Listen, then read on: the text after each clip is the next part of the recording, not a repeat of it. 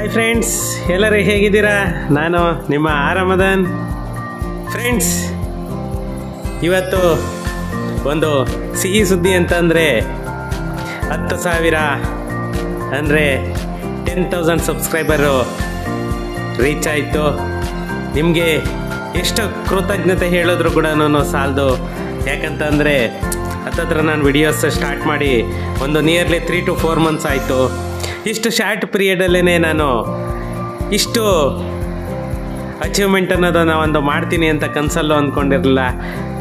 ನಿಮ್ಮ ಅಭಿಮಾನಕ್ಕೆ ನಾನು ಯಾವತ್ತೂ ಚಿರಋಣಿ. ಹಾಗೆಯೇ ನಿಮ್ಮ ಸಪೋರ್ಟು ಸದಾ ನನ್ನ ಮೇಲೆ ಇರಲಿ ಅಂತ ಹೇಳ್ತಾ, ಇವತ್ತು ಅದೇ ಥರನೇ ಒಂದು ಸಿಹಿ ಸುದ್ದಿ ಕೂಡ ಹೇಳಲಿಕ್ಕೆ ನಾನು ಇಷ್ಟಪಡ್ತೇನೆ. ಏನಂದರೆ, ನಮ್ಮ ಕರ್ನಾಟಕ ರಾಜ್ಯ ಸರ್ಕಾರ ಏನು ತಂದಿದೆ, ಈ ಖಾತಾ ಅನ್ನೋ ಒಂದು ಕಾನ್ಸೆಪ್ಟನ್ನು, ಅದು BBMP ಆಯಿತು, ಪುರಸಭೆ ಆಯಿತು, ನಗರಸಭೆ ಆಯಿತು, ಪಟ್ಟಣ ಪಂಚಾಯಿತಿ ಆಯಿತು, ಎಲ್ಲ ಆಯಿತು. ನಮ್ಮ ಪಂಚಾಯಿತಿ ಲಿಮಿಟ್ ಅವರು ತುಂಬಾ ಸಫರ್ ಆಗಿದ್ದರು. ಯಾಕಂದರೆ ಅವ್ರ ಕಷ್ಟಗಳನ್ನೆಲ್ಲನೂ ಹೇಳಲಿಕ್ಕೆ ತೀರ್ತಾ ಇರಲಿಲ್ಲ. ಯಾಕಂದರೆ ಮನುಷ್ಯನಿಗೆ ಒಂದು ಸೈಟು, ಒಂದು ಮನೆ ಅಂತ ಏನಕ್ಕೆ ಇನ್ವೆಸ್ಟ್ ಮಾಡ್ತೀವಿ ಅಂತಂದರೆ, ಅದು ನಮ್ಮನ್ನು ಕಷ್ಟ ಕಾಲದಲ್ಲಿ ಕಾಪಾಡುತ್ತೆ ಅನ್ನೋ ಒಂದೇ ಒಂದು ಭರವಸೆ ಮೇಲೆ ನಾವು ಇನ್ವೆಸ್ಟ್ ಮಾಡ್ತೇವೆ. ಅದು ನಮಗೆ ಏನು ಪ್ರಯೋಜನಕ್ಕೆ ಬಂದಿಲ್ಲ ಅಂತಂದರೆ, ನಾವು ಕಷ್ಟಪಟ್ಟಿರೋ ದುಡ್ಡು ಅಷ್ಟೆಲ್ಲ ಬಂಡವಾಳ ಹಾಕಿ ನೀರಲ್ಲಿ ಹೋಮ ಮಾಡಿದಾಗುತ್ತೆ. ಅದರಿಂದ ನಾನು ಹೇಳೋದು, ಪ್ರತಿಯೊಬ್ಬರಿಗೂ ಯಾರು ಕೂಡ ದುಡ್ಕೋದಕ್ಕೆ ಹೋಗ್ಬೇಡಿ. ರೆವೆನ್ಯೂ ಸೈಟ್ಸ್ಗೆ ಎಲ್ಲೂ ಕೂಡ ನೀವು ಇನ್ವೆಸ್ಟ್ ಮಾಡ್ಲಿಕ್ಕೆ ಹೋಗ್ಬೇಡಿ. ಯಾಕಂದರೆ ಎಷ್ಟೋ ಜನ ನಾವು ಅಗ್ರಿಮೆಂಟ್ ಹಾಕ್ಕೊಂಡಿದ್ದೀವಿ ಅಂತ ಹೇಳ್ತಾ ಇದ್ದೀರಾ. ಖಂಡಿತ ಬೇಡ. ಯಾರದೇ ಇದ್ದರೂ ಕೂಡ ಕ್ಯಾನ್ಸಲ್ ಮಾಡ್ಕೊಳ್ಳಿ. ಕ್ಯಾನ್ಸಲ್ ಮಾಡಿಕೊಂಡು ನಿಮ್ಮ ಅಮೌಂಟ್ ಏನಿದೆ ಆ ಅಮೌಂಟನ್ನು ವಾಪಸ್ ತಗೊಳ್ಳಿ ಫ್ರೆಂಡ್ಸ್.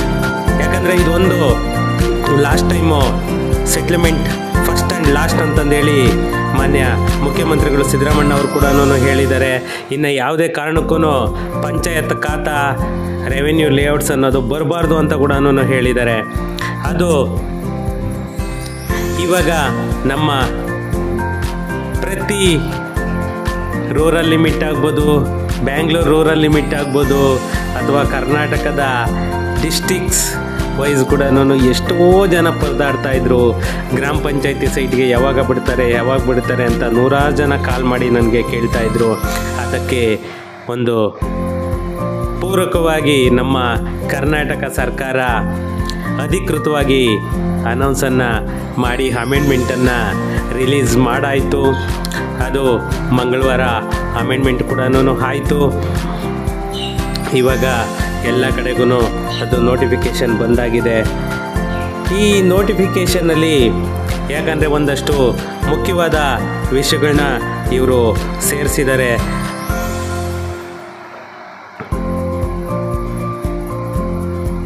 ನಮ್ಮ ಕರ್ನಾಟಕ ಗ್ರಾಮ ಸ್ವರಾಜ್ ಮತ್ತು ಪಂಚಾಯತ್ ರಾಜ್ ತಿದ್ದುಪಡಿ ವಿಧೇಯಕ 2025 ಏನಿದು ನೋಟಿಫಿಕೇಷನ್ ಆಗಿದೆ, ಗೆಜೆಟ್ ನೋಟಿಫಿಕೇಷನ್ನು, ಇದರಲ್ಲಿ ಕ್ಲಿಯರ್ ಆಗಿ ಯಾವ್ಯಾವ ಸೆಕ್ಷನನ್ನು ಯಾವ್ಯಾವ ಥರ ಮಾಡಬೇಕು, ಏನೇನು ಮಾಡಬೇಕು ಅನ್ನೋದು ಕೂಡ ಸಂಕ್ಷಿಪ್ತವಾಗಿ ಇದರಲ್ಲಿ ಅನೌನ್ಸನ್ನು ಮಾಡಿದ್ದಾರೆ. ಅಮೆಂಡ್ಮೆಂಟಲ್ಲಿ ನಮ್ಮ ಕರ್ನಾಟಕ ಸರ್ಕಾರ ಮತ್ತು ನಮ್ಮ ಕರ್ನಾಟಕ ಸರ್ಕಾರದ ಗ್ರಾಮ ಪಂಚಾಯತ್ ಮತ್ತು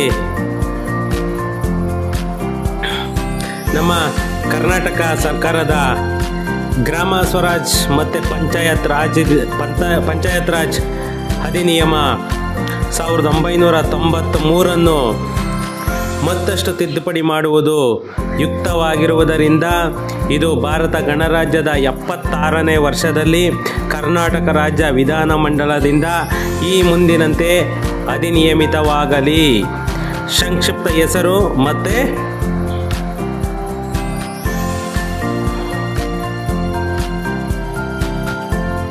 ಈ ಹೊಸ ತಿದ್ದುಪಡಿನ ಏನು ಮಾಡಿದ್ದಾರೆ, ಅದಕ್ಕೆ ಕರ್ನಾಟಕ ಗ್ರಾಮ ಸ್ವರಾಜ್ ಮತ್ತು ಪಂಚಾಯತ್ ರಾಜ್ ತಿದ್ದುಪಡಿ ಅಧಿನಿಯಮ 2025 ಅಂತಂದೇಳಿ ಹೆಸರನ್ನು ಕೂಡ ಇಟ್ಟಿದ್ದಾರೆ. ಮತ್ತು ಇದರಲ್ಲಿ 2 ಪ್ರಕರಣಗಳನ್ನು ಕೂಡ ಸೇರಿಸಿದ್ದಾರೆ. ಅದು 199B ಮತ್ತು 199C. ಇವೆರಡು ಹೊಸ ಪ್ರಕರಣಗಳನ್ನ ಕೂಡ ಈ ಕಾಲಮ್ಸನ್ನು ಕೂಡ ಇದರಲ್ಲಿ ಈ ನೋಟಿಫಿಕೇಷನ್ನಲ್ಲಿ ಸೇರಿಸಿದ್ದಾರೆ. ಕರ್ನಾಟಕ ಗ್ರಾಮ ಸ್ವರಾಜ್ ಮತ್ತು ಪಂಚಾಯತ್ ರಾಜ್ ಅಧಿನಿಯಮ 1993, ಕರ್ನಾಟಕ ಅಧಿನಿಯಮ 14, ಅದರಲ್ಲಿ ಬರೀ 99A ಇತ್ತು, 199A ಇತ್ತು. ಅದಕ್ಕೆ ಇವಾಗ ಪೂರಕವಾಗಿ 199B ಮತ್ತು 199C ಎರಡನ್ನೂ ಸೇರಿಸಿದ್ದಾರೆ. ಈ ಯಾವುದು 2025 ಅಧಿನಿಯಮದ ಪ್ರಕಾರ. 199B ಇದು ಬಂದ್ಬಿಟ್ಟು ಸ್ವತ್ತುಗಳಿಗಾಗಿ ಹೊಸ ಖಾತಾ ಅಥವಾ PIDಯನ್ನು ನೀಡುವುದು. ಅಂದರೆ ಈ ಪ್ರಕರಣ 199B ಏನಿದೆ ಅದರಲ್ಲಿ ಹೊಸ ಖಾತಾ ಮತ್ತು PIDಯನ್ನು ನೀಡುವುದು. ಈ ಅಧಿನಿಯಮವನ್ನು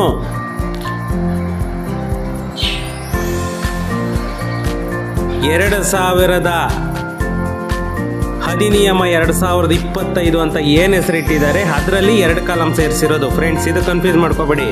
ಯಾಕಂದರೆ 199A ಅನ್ನೋದು 1993ನಲ್ಲಿ ಆಲ್ರೆಡಿ ಇತ್ತು. ಅದಕ್ಕೆ ಇವಾಗ 2 ಪ್ರಕರಣನ ಅದಕ್ಕೆ ಪೂರಕವಾಗಿ ಸೇರಿಸಿದ್ದಾರೆ ಆಲ್ಟರ್ನೇಟ್ ಆಗಿ. ಒಂದು ಬಂದ್ಬಿಟ್ಟು 199B, ಇದರಲ್ಲಿ ಯಾವುದೇ ಸ್ವತ್ತಿಗಾಗಿ ಹೊಸ ಖಾತಾ ಅಥವಾ PID ನಂಬರನ್ನು ನೀಡುವುದು. First point. ಈ ಅಧಿನಿಯಮದಲ್ಲಿ ಏನೇ ಒಳಗೊಂಡಿದ್ದರೂ ಕಟ್ಟಡ ನಿರ್ಮಾಣದ ಉದ್ದೇಶಗಳಿಗಾಗಿ ಇರುವ ಕಟ್ಟಡ ನಿವೇಶನಗಳಿಗಾಗಿ ಹೊಸ ಖಾತಾ ಅಥವಾ PIDಯನ್ನು ನೀಡಲು ಗ್ರಾಮ ಪಂಚಾಯಿತಿ ಅಥವಾ ಸರ್ಕಾರವು ಅಧಿಸೂಚನೆಯ ಮೂಲಕ ಗೊತ್ತುಪಡಿಸಲಾದ ಪ್ರಾಧಿಕಾರಗಳು ಅಧಿಕಾರ ವ್ಯಾಪ್ತಿಯ ಯೋಜನೆ ಪ್ರಾಧಿಕಾರದ ಮೂಲಕ ಲೇಔಟ್ ಪ್ಲಾನಿಗಾಗಿ ಪೂರ್ವಾನುಮೋದನೆಯನ್ನು ಪಡೆದುಕೊಳ್ಳತಕ್ಕದ್ದು. ಯಾವುದೇ ಒಂದು ಲೇಔಟ್ ಆಗಲಿ ಅದು ಮಾಡೋದಕ್ಕೆ ಮುಂಚೆ ಈ ಅಧಿನಿಯಮದ ಪ್ರಕಾರ ಹೊಸ ಲೇಔಟ್ಸ್ ಯಾವುದೇ ಮಾಡಬೇಕಂದ್ರೂ ಕೂಡ ಪೂರ್ವಾನುಮತಿ ಪಡೆದೇನೆ ಯಾವುದೇ ಲೇಔಟನ್ನು ಮಾಡಬೇಕು. ಆ ಲೇಔಟನ್ನು ಮಾಡಿ ಅದನ್ನು ಪ್ಲ್ಯಾನ್ ಅಪ್ರೂವಲ್ ಅಂತ ತಗೊಂಡು ಸೈಟ್ಸನ್ನು ರಿಲೀಸ್ ಮಾಡಿ ಅದಕ್ಕೆ ಈ ಖಾತಾನ ತಗೋಬೇಕು. ಯಾವುದು ಅಧಿನಿಯಮ 2025 ಏನಿದೆ ಅದರ ಪ್ರಕಾರ. ಸೆಕೆಂಡ್ ಪಾಯಿಂಟು, ಗ್ರಾಮ ಪಂಚಾಯಿತಿ ಪ್ರದೇಶಗಳು ಕರ್ನಾಟಕ ಪಟ್ಟಣ ಮತ್ತು ಗ್ರಾಮಾಂತರ ಯೋಜನೆ ಅಧಿನಿಯಮ 1961 ಏನಿತ್ತು ಇದ್ರ ಪ್ರಕಾರ ಉಪಬಂಧಗಳ ಮೇರೆಗೆ ಅಧಿಸೂಚಿಸಲಾದ ಸ್ಥಳೀಯ ಯೋಜನಾ ಪ್ರದೇಶದ ಅಧಿಕಾರ ವ್ಯಾಪ್ತಿಯಡಿ ಬರುವ ಸಂದರ್ಭಗಳಲ್ಲಿ, ಅಂದರೆ ಈ 1961 ಏನು ತಿದ್ದುಪಡಿ ಇತ್ತು ಅದರ ಪ್ರಕಾರ ಆ ಅಧಿನಿಯಮದಲ್ಲಿ ಬರುವ ಅನುಮೋದಿತ ಲೇಔಟ್ ಪ್ಲಾನನ್ನು ಕರ್ನಾಟಕ ಪಟ್ಟಣ ಮತ್ತು ಗ್ರಾಮಾಂತರ ಯೋಜನೆ ಅಧಿನಿಯಮ 1961 17ನೇ ಪ್ರಕರಣದಡಿ ಅಧಿಕಾರ ವ್ಯಾಪ್ತಿಯ ಯೋಜನಾ ಪ್ರಾಧಿಕಾರದಿಂದ ಮಸ್ಟ್ ಅಂಡ್ ಶುಡ್, ಯಾವುದಕ್ಕೆ ಗ್ರಾಮಾಂತರ ಯೋಜನೆ ಅಂತಂದರೆ DTCP ಅಪ್ರೂವಲ್ಲು, ಪಟ್ಟಣ ಅಂತಂದರೆ ಮುನ್ಸಿಪಲ್ ಲಿಮಿಟಲ್ಲಿ ಯಾವುದು ಬರುತ್ತೆ ಅರ್ಬನ್ ಲಿಮಿಟು ಅದನ್ನು ತಗೊಳ್ಲೇಬೇಕು. ಮತ್ತು DTCP approval, town planning approval ಅಂತ ಏನು ಹೇಳ್ತೀವಿ ಅದು 1961 ಪ್ರಕಾರ ಅವರು ತಗೊಳ್ಲೇಬೇಕು. ಈ 1961 ಕರ್ನಾಟಕ ಅಧಿನಿಯಮ 17ನೇ ಪ್ರಕರಣ ಮತ್ತು 17ನೇ ಪ್ರಕರಣದ 2 ಉಪ ಪ್ರಕರಣದ ಒಪ್ಪಂದಗಳನ್ನು ಪಾಲಿಸದೆ ಯಾವುದೇ ಹೊಸ PID ಅಥವಾ ಖಾತೆಯನ್ನು ನೀಡತಕ್ಕದ್ದಲ್ಲ. ಕ್ಲಿಯರ್ ಕಟ್ಟಾಗಿ ಮೆನ್ಷನ್ ಮಾಡಿದ್ದಾರೆ. ಯಾವುದೇ ಲೇಔಟ್ ಆಗಲಿ ಯಾವುದೇ ಜಾಗ ಆಗಲಿ ಅಪ್ರೂವಲ್ ಇಲ್ಲದೆ ಯಾವುದಕ್ಕೂ PID ನಂಬರನ್ನು ಕೊಡೋ ಹಾಗಿಲ್ಲ. ವಿತೌಟ್ ಅಪ್ರೂವಲ್ ಯಾವುದೇ ಸೈಟಿಗೆ ಕೂಡ PID ನಂಬರ್ ಆಗಲಿ ಅಥವಾ ಹೊಸ ಖಾತೆ ಆಗಲಿ ಕೊಡೋ ಥರ ಇಲ್ಲ. ಥರ್ಡ್ ಪಾಯಿಂಟು, ಗ್ರಾಮ ಪಂಚಾಯಿತಿ ಪ್ರದೇಶಗಳು ಕರ್ನಾಟಕ ಪಟ್ಟಣ ಮತ್ತು ಗ್ರಾಮಾಂತರ ಯೋಜನೆ ಅಧಿನಿಯಮ 1961 ಉಪಬಂಧಗಳ ಮೇರೆಗೆ ರಚಿಸಲಾದ ಸ್ಥಳೀಯ ಯೋಜನೆ ಪ್ರದೇಶದ ಅಧಿಕಾರ ವ್ಯಾಪ್ತಿಯಡಿ ಒಳಗೊಂಡಿರುವ ಸಂದರ್ಭದಲ್ಲಿ ಅನುಮೋದಿತ ಲೇಔಟ್ ಪ್ಲಾನ್ ಅನ್ನು ಪಟ್ಟಣ ಮತ್ತು ನಗರ ಯೋಜನೆ ನಿರ್ದೇಶಕ ಅಥವಾ ನಿರ್ದೇಶಕನು ಕರ್ನಾಟಕ ಪಟ್ಟಣ ಮತ್ತು ಗ್ರಾಮಾಂತರ ಯೋಜನೆ ಅಧಿನಿಯಮ 1961, 1963, ಕರ್ನಾಟಕ ಅಧಿನಿಯಮ 11(4) ಪ್ರಕರಣದ ಉಪಪ್ರಕರಣ ಅಧಿಕೃತಗೊಳಿಸಲಾದ ಸಹಾಯಕ ನಿರ್ದೇಶಕ ಪಟ್ಟಣ ಮತ್ತು ನಗರ ಯೋಜನೆ ದರ್ಜೆಗೆ ಕಡಿಮೆ ಇಲ್ಲದ ಅಧಿಕಾರಿಯಿಂದ ಯಾವುದೇ ಅಪ್ರೂವಲ್ ತಗೊಂಡ್ರು ಕೂಡ ಅದು ಇನ್ವ್ಯಾಲಿಡು. ಯೋಜನೆಗೆ ಅವರಿಗೆ ಅಲ್ಲಿ ಇವಾಗ ಎಕ್ಸಾಂಪಲ್ ಎಷ್ಟೋ ಜನ ಇದು ತಗೊಂಡಿದ್ದಾರೆ, ಯಾವುದು ಗ್ರಾಮ ಪಂಚಾಯಿತಿ ಮೆಂಬರಿಂದ ಪ್ಲ್ಯಾನುಗಳನ್ನ ತಗೊಂಡು ಸೀಲುಗಳನ್ನ ಹಾಕಿಸ್ಕೊಂಡು ಸೈಟ್ಗಳನ್ನ ಸೇಲ್ ಮಾಡ್ತಾ ಇದ್ದಾರೆ. ಅದು 100% ಇಲ್ಲಿಗಲ್. ಅದು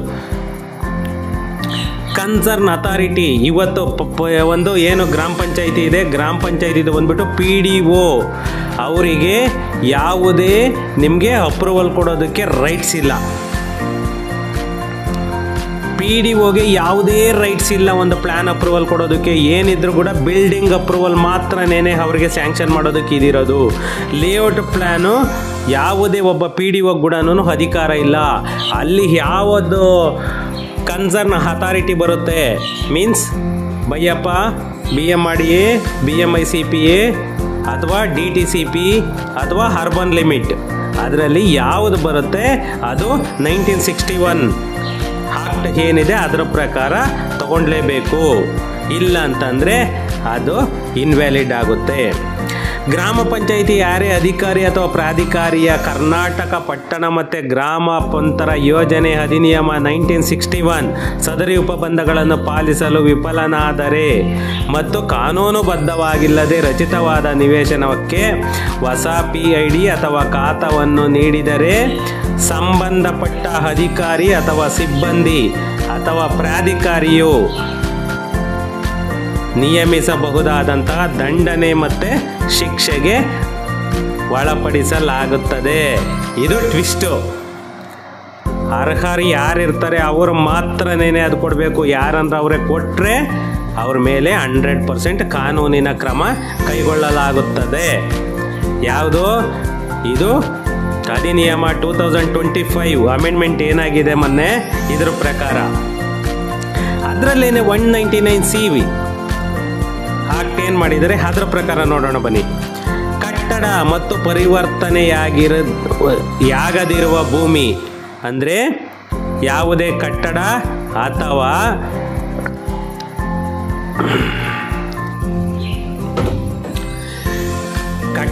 ಅಥವಾ ಪರಿವರ್ತನೆಯಾಗದಿರುವ ಭೂಮಿ ಅಂತಂದರೆ DC ಕನ್ವರ್ಷನ್ ಯಾವ್ದು ಆಗಿರಲ್ಲ ಅಥವಾ ಪರಿವರ್ತನೆಯಾದ ಭೂಮಿ DC ಕನ್ವರ್ಷನ್ ಯಾವ್ದು ಆಗುತ್ತೆ, ಕಂದಾಯ ಭೂಮಿಯಲ್ಲಿನ ಅನುಮೋದಿತವಲ್ಲದ ಬಡಾವಣೆಯ ಮೇಲಿನ ತೆರಿಗೆಗಳು.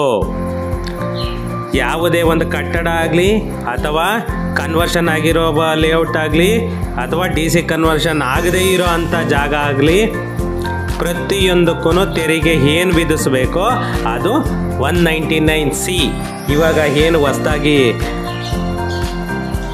ಸೇರಿಸಿದ್ದಾರೆ ಅದರ ಪ್ರಕಾರ ಪ್ರತಿಯೊಂದು legal or illegal, conversion or non conversion ಅದೆಲ್ಲಕ್ಕೂ ಟ್ಯಾಕ್ಸ್ ಏನು ವಿಧಿಸಬೇಕು ಅನ್ನೋದನ್ನ 199C ಪ್ರಕರಣದಲ್ಲಿ ಎಲ್ಲನೂ ಹೇಳಿದ್ದಾರೆ.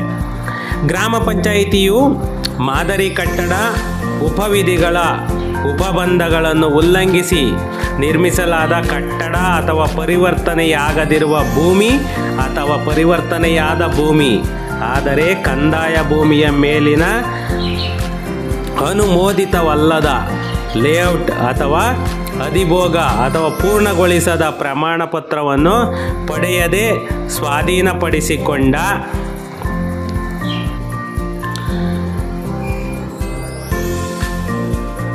ಅಧಿಭೋಗ ಅಥವಾ ಪೂರ್ಣಗೊಳಿಸದ ಪ್ರಮಾಣ ಪತ್ರವನ್ನು ಪಡೆಯದೆ ಸ್ವಾಧೀನಪಡಿಸಿಕೊಂಡ ಕಟ್ಟಡವನ್ನು ಒಳಗೊಂಡು ಪ್ರತಿಯೊಂದು ಕಟ್ಟಡ, ಖಾಲಿ ಭೂಮಿ ಅಥವಾ ಅವೆರಡರಿಂದಲೂ ಈ ಉಪಬಂಧವನ್ನು ಸೇರಿಸಲಾದ ದಿನಾಂಕಕ್ಕೆ ಮೊದಲು ಸೃಜಿಸಲಾದ ಸ್ವತ್ತುಗಳಿಗೆ ಮಾತ್ರ ಸರ್ಕಾರಿ ಭೂಮಿ, ಅರಣ್ಯ ಭೂಮಿ, ಸರ್ಕಾರದ ಒಡೆತನದಲ್ಲಿರುವ ಅಥವಾ ನಿಯಂತ್ರಣದಲ್ಲಿರುವ ಯಾವುದೇ ಸ್ಥಳೀಯ ನಿಕಾಯ, ಯಾವುದೇ ಶಾಸನಬದ್ಧ ನಿಕಾಯ ಅಥವಾ ಸಂಸ್ಥೆಗೆ ಸೇರಿದ ಭೂಮಿಯನ್ನು ಹೊರತುಪಡಿಸಿ ಸ್ವತ್ತು ತೆರಿಗೆಯನ್ನು ವಿಧಿಸಬಹುದು.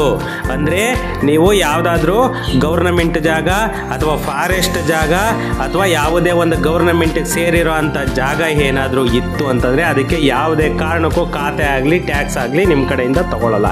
ಯಾವುದು ಪ್ರೈವೇಟ್ ಪ್ರಾಪರ್ಟಿ ಅನ್ನೋದಿರುತ್ತೆ ಅದಕ್ಕೆ 199C ಆ್ಯಕ್ಟ್ ಪ್ರಕಾರ ನಿಮ್ಮ ಹತ್ರ ತೆರಿಗೆಯನ್ನು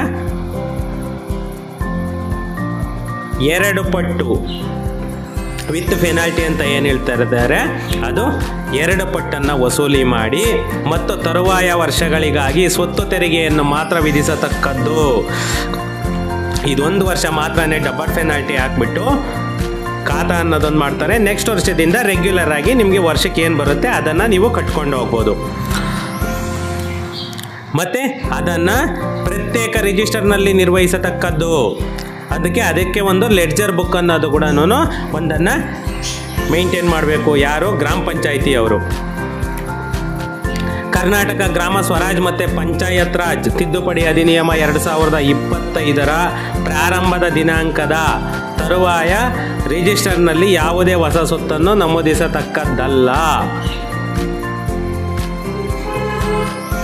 ಯಾವುದೇ ಹೊಸ ಪ್ರಾಪರ್ಟಿನ ಇದು ಮಾಡೋಂಗಿಲ್ಲ. ಹಳೆಯ ಏನು ರಿಜಿಸ್ಟ್ರೇಷನ್ ಆಗವೆ ಅವು ಮಾತ್ರನೇ ಇದು ಮಾಡ್ಕೊಂಡು ಹೋಗಬೇಕು. ಪರಂತು ಅಂಥ ಕಟ್ಟಡ ಅಥವಾ ಖಾಲಿ ಭೂಮಿಯಿಂದ ಈ ಉಪ ಪ್ರಕರಣದಡಿ ವಿಧಿಸಲಾದ ಮತ್ತು ಸಂಗ್ರಹಿಸಲಾದ ಸ್ವತ್ತು ತೆರಿಗೆಯ ಅಂಥ ಕಟ್ಟಡ ಅಥವಾ ಖಾಲಿ ಭೂಮಿಗೆ ಮಾಡಿದ ಉಲ್ಲಂಘನೆಯನ್ನು ಸಕ್ರಮಗೊಳಿಸುವ ಯಾವುದೇ ಹಕ್ಕು ಅಥವಾ ಹಕ್ಕುಸ್ವಾಮ್ಯ ಮಾಲೀಕತ್ವ ಅಥವಾ ಕಾನೂನುಬದ್ಧ ಸ್ಥಾನಮಾನವನ್ನು ಪ್ರದ್ಯುಕ್ತಗೊಳಿಸುವುದಿಲ್ಲ. ಇದು ಮೈಂಡಲ್ಲಿ ಇಟ್ಕೋಬೇಕು. ಅಂಥ ಕಟ್ಟಡ ಅಥವಾ ಖಾಲಿ ಭೂಮಿಯನ್ನು ಹೊಂದಿರುವ ವ್ಯಕ್ತಿಗಳನ್ನು ಕಾನೂನು ಉಲ್ಲಂಘನೆಗಾಗಿ ಈ ಅಧಿನಿಯಮ ಅಥವಾ ತತ್ಕಾಲದಲ್ಲಿ ಜಾರಿಯಲ್ಲಿರುವ ಯಾವುದೇ ಕಾನೂನಿನ ಉಪಬಂಧಗಳಿಗೆ ಅನುಸಾರವಾಗಿ ಕಾನೂನುಬದ್ಧ ಕ್ರಮಕ್ಕೆ ಯಾವಾಗಲೂ ಹೊಣೆಗಾರರಾಗಿರತಕ್ಕದ್ದು. ಯಾವುದೇ ಒಬ್ಬ ಅಧಿಕಾರಿ ತಪ್ಪು ಮಾಡಲಿ ಅಥವಾ ಯಾರೇ ಮಾಲೀಕರು ತಪ್ಪು ಮಾಡಿದ್ರು ಕೂಡ ಅವ್ರ ಮೇಲೆ ಕ್ರಮವನ್ನು ಕೈಗೊಳ್ತೀವಿ ಅಂತ ಹೇಳ್ಬಿಟ್ಟು ಈ 199C ಆ್ಯಕ್ಟ್ ಹೇಳುತ್ತೆ. ಅದರಲ್ಲಿ ಪಾಯಿಂಟ್ ನಂಬರ್ 2, ಹಿರಿಯ ಪಂಚಾಯಿತಿ ಅಭಿವೃದ್ಧಿ ಅಧಿಕಾರಿ ಅಥವಾ ಪಂಚಾಯಿತಿ ಅಭಿವೃದ್ಧಿ ಅಧಿಕಾರಿಯು 1ನೇ ಉಪಪ್ರಕರಣದಲ್ಲಿ ನಿರ್ದಿಷ್ಟಪಡಿಸಿದಂತೆ ದಾಖಲೆಗಳನ್ನು ನಿರ್ವಹಿಸತಕ್ಕದ್ದು. ಅದು ಈ ಪ್ರಕರಣದಡಿ ತೆರಿಗೆಗೆ ಒಳಗಾದ ಕಾನೂನುಬದ್ಧ ಕಟ್ಟಡಗಳ ಅಥವಾ ಖಾಲಿ ಭೂಮಿಗಳ ಹಾಗೂ ಕಾನೂನುಬದ್ಧವಲ್ಲದ ಕಟ್ಟಡಗಳ ಅಥವಾ ಖಾಲಿ ಭೂಮಿಗಳ ವಿವರಗಳನ್ನು ಒಳಗೊಂಡಿರತಕ್ಕದ್ದು. ಪ್ರತಿಯೊಬ್ಬ PDO ಆಗಲಿ ಅಥವಾ ಅವರಿಗಿಂತ ಮೇಲಧಿಕಾರಿ EO ಏನಿರ್ತಾರೆ ಎಲ್ಲನೂ ಅವರ ಅಂಡರಲ್ಲೇ ಇರುತ್ತೆ.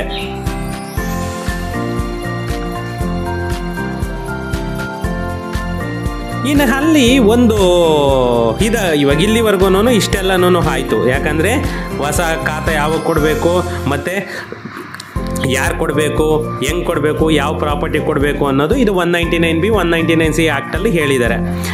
ಇನ್ನು ಇಲ್ಲಿ ಏನಾದರೂ ತೊಂದರೆಗಳಾದರೆ ಅದನ್ನು ನಿವಾರಿಸೋ ಅಧಿಕಾರ ಯಾರು ಕೊಟ್ಟಿದ್ದಾರೆ ನೋಡೋಣ ಬನ್ನಿ. ಈ ತೊಂದರೆಗಳನ್ನು ನಿವಾರಿಸುವ ಅಧಿಕಾರ ಈ ಅಧಿನಿಯಮ ಉಪಬಂಧಗಳನ್ನು ಕಾರ್ಯರೂಪಕ್ಕೆ ತರುವಲ್ಲಿ ಯಾವುದೇ ತೊಂದರೆ ಉದ್ಭವಿಸಿದ್ದಲ್ಲಿ ರಾಜ್ಯ ಸರ್ಕಾರವು ಸರ್ಕಾರಿ ರಾಜಪತ್ರದಲ್ಲಿ ಪ್ರಕಟಿಸಿದ ಆದೇಶದ ಮೂಲಕ ತೊಂದರೆಗಳನ್ನು ನಿವಾರಿಸಲು ತನಗೆ ಅವಶ್ಯಕ ಅಥವಾ ಯುಕ್ತವೆಂದು ಕಂಡುಬರುವ ಈ ಅಧಿನಿಯಮ ಉದ್ದೇಶಗಳಿಗೆ ಅಸಂಗತವಾಗಿದ್ದಂತಹ ಉಪಬಂಧಗಳನ್ನು ರಚಿಸಬಹುದು. ಪರಂತು ಅಂಥ ಯಾವ ಆದೇಶವನ್ನು ಈ ಅಧಿನಿಯಮವು ಪ್ರಾರಂಭವಾದ ದಿನಾಂಕದಿಂದ 2 ವರ್ಷಗಳ ಅವಧಿಯು ಮುಕ್ತಾಯಗೊಂಡ ತರುವಾಯ ಮಾಡತಕ್ಕದ್ದಲ್ಲ. 2 ವರ್ಷದೊಳಗಡೆ ಇವರು ಇದೇನೇ ಇದ್ರೂ ಕೂಡ ಇವಾಗ ಈ ಅಮೆಂಡ್ಮೆಂಟ್ ಏನಾಗಿದೆ ಈ ಅಮೆಂಡ್ಮೆಂಟನ್ನು ಅನೌನ್ಸ್ ಮಾಡಿಬಿಡಬೇಕು.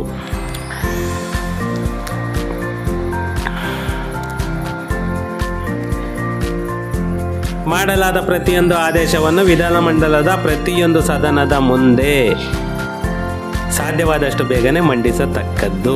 ಇವತ್ತು ಏನು ಒಂದು ಅಮೆಂಡ್ಮೆಂಟ್ ಮಾಡಿದರೆ ಅದನ್ನು ವಿಧಾನಸಭೆಯಲ್ಲಿ ಎಷ್ಟು ಬೇಗ ಆಗುತ್ತೋ ಅಷ್ಟು ಬೇಗ ಮಂಡನೆ ಮಾಡತಕ್ಕದ್ದು ಅಂತ ಮಾಡಿದರೆ ಆಲ್ರೆಡಿ ಆಗೋಗಿದೆ. ಫ್ರೆಂಡ್ಸ್, ಇದು ನಮ್ಮ ಹೊಸದಾಗಿ ಆಗಿರುವಂತಹ ಅಮೆಂಡ್ಮೆಂಟ್. ಇದ್ರ ಪ್ರಕಾರ ಇವಾಗ ನಮಗೆ ಏನು ಕೊಡ್ತಾರೆ, ಬಿ ಖಾತಾ ಕೊಡ್ತಾರಾ, ಈ ಖಾತಾ ಕೊಡ್ತಾರಾ, ಎ ಖಾತಾ ಕೊಡ್ತಾರಾ ಅನ್ನೋ ಒಂದು ಗೊಂದಲ ಏನಿತ್ತು ಅದನ್ನು ಇವತ್ತು ಒಂದು ನಿವಾರಣೆ ಆಗುವಂಥ ಕಾಲ ಬಂದಿದೆ. ಎಲ್ಲರೂ ಅದಕ್ಕೆ ಸಂಬಂಧಪಟ್ಟಂತಹ ಡಾಕ್ಯುಮೆಂಟೆಲ್ಲನ್ನು ರೆಡಿ ಮಾಡಿ ಇಟ್ಕೊಳ್ಳಿ. ನಿಮ್ಮದೊಂದು ಆಧಾರ್ ಕಾರ್ಡ್ ಮತ್ತು GPS ಫೋಟೋ, ಅಂದರೆ ಜಾಗದ್ದು ಒಂದು GPS ಫೋಟೋ ಮತ್ತು ಒಂದು ಪಾಸ್ಪೋರ್ಟ್ ಸೈಜ್ ಫೋಟೋ ಮತ್ತು ಮೂಲ ಡಾಕ್ಯುಮೆಂಟ್ ಯಾವ ಥರ ಬಂತು ನಿಮಗೆ ಪ್ರಾಪರ್ಟಿ ಅನ್ನೋ ಡಾಕ್ಯುಮೆಂಟನ್ನು ಇಟ್ಕೋಬೇಕು. ಮತ್ತು EC ಬಂದುಬಿಟ್ಟು ನೀವು 7 ದಿನದ ಒಳಗಡೆ ಇರಬೇಕು. ಅದರಿಂದ ಯಾರು ಇವಾಗ EC ತೆಗಿಯೋಕ್ಕೋಗ್ಬಿಡಿ. EC ತೆಗೆದ್ರೆ ನಿಮಗೆ ಅದು ಸುಮ್ಮನೆ ವೇಸ್ಟ್ ಆಗುತ್ತೆ, ತಿರ್ಗಾ ಮತ್ತೆ ಇದು ಮಾಡಬೇಕಾಗುತ್ತೆ. ಮತ್ತು ಯಾರೆಲ್ಲ ಟ್ಯಾಕ್ಸ್ ಕಟ್ಟಿದ್ದೀರಾ ಟ್ಯಾಕ್ಸ್ ಪೇಡ್ ರೆಸಿಪ್ಟು ಕೂಡ ಹಂಗೆ ಇಟ್ಕೊಳ್ಳಿ. ಇಷ್ಟೆಲ್ಲ ಡಾಕ್ಯುಮೆಂಟ್ ಇಟ್ಕೊಂಡ್ರೆ ಇನ್ನೇನು ಕೆಲವೇ ದಿನಗಳಲ್ಲಿ ನಿಮ್ಮ ಈ ಖಾತಾ ಅನ್ನೋದು ಸ್ಟಾರ್ಟ್ ಆಗ್ತಾ ಇದೆ. ನಾನು ಹೇಳ್ತೇನೆ ಯಾವ ವೆಬ್ಸೈಟಿಗೆ ಹೋಗಬೇಕು, ಯಾವ ಥರ ಮಾಡ್ಕೋಬೇಕು, ಮತ್ತು ಯಾರನ್ನು ಮೀಟ್ ಮಾಡಬೇಕು, ಎಲ್ಲಿ ಹೋಗಬೇಕು ಅಂತ ಹೇಳ್ಬಿಡೋ ನಾನು ಡೀಟೇಲ್ಸನ್ನು ಕೊಡ್ತೀನಿ. ಅದು ಸ್ವಲ್ಪ ಇವತ್ತು ಏನು ಅಮೆಂಡ್ಮೆಂಟ್ ಆಗಿದೆ ಅದು ಎಲ್ಲ PDO ಆಫೀಸ್ ಗ್ರಾಮ ಪಂಚಾಯತಿಗಳಿಗೂ ಎಲ್ಲನೂ ಹೋಗಲಿ. ಅದು ಹೋದ ತಕ್ಷಣವೇ ಅವರು ಅನೌನ್ಸ್ ಮಾಡಿದ ತಕ್ಷಣ ನಾನು ನಿಮಗೆ ಇನ್ಫಾರ್ಮೇಷನ್ನ ಕೊಡ್ತೀನಿ. Okay, thank you. ಸಿಗೋಣ ನೆಕ್ಸ್ಟ್ ವಿಡಿಯೋದಲ್ಲಿ ಸಿಗೋಣ.